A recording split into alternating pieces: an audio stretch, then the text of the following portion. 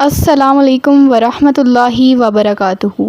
آج میں 10 محرم یعنی عاشوراء کے روزے کی فضیلت کے بارے میں بیان کروں گی۔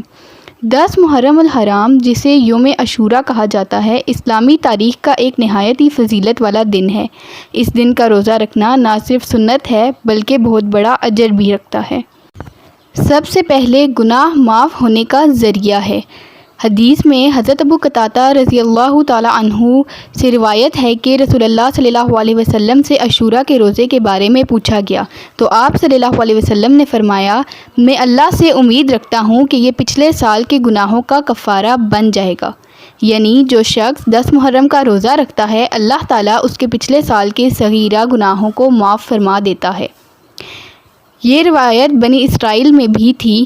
حضرت عبداللہ بن عباس رضی اللہ عنہما فرماتے ہیں، جب نبی کریم صلی اللہ علیہ وسلم مدینہ منورہ تشریف لائے تو آپ صلی اللہ علیہ وسلم نے یہودیوں کو عاشوراء کے دن روزہ رکھتے ہوئے پایا۔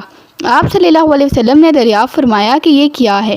انہوں نے کہا، یہ نیک دن ہے، اسی دن اللہ تعالیٰ نے بنی اسرائیل کو ان کے دشمن فرعون سے نجات دی۔ تو حضرت موسیٰ علیہ السلام نے شکرانے کے طور پر روزہ رکھا تو نبی کریم صلی اللہ علیہ وسلم نے فرمایا، ہم موسیٰ کے زیادہ حقدار ہیں۔ پھر آپ صلی اللہ علیہ وسلم نے خود بھی اس دن کا روزہ رکھا اور صحابہ کو بھی رکھنے کا حکم دیا۔ ایک دن پہلے یا ایک بعد کا روزہ اس کے ساتھ ملانا چاہیے، یہود کی مخالفت کرنے کے لیے۔ حدیث میں آتا ہے کہ آپ صلی اللہ علیہ وسلم نے فرمایا، اگر میں آئندہ سال زندہ رہا تو 9ویں محرم کا روزہ بھی رکھوں گا، یعنی بہتر ہے کہ 9 اور 10 یا 10 اور 11 محرم کا روزہ رکھا جائے۔ دعا ہے کہ اللہ تعالیٰ ہمیں اس روزے کی فضیلت سمجھنے اور عمل کرنے کی توفیق دے۔ آمین ثم آمین۔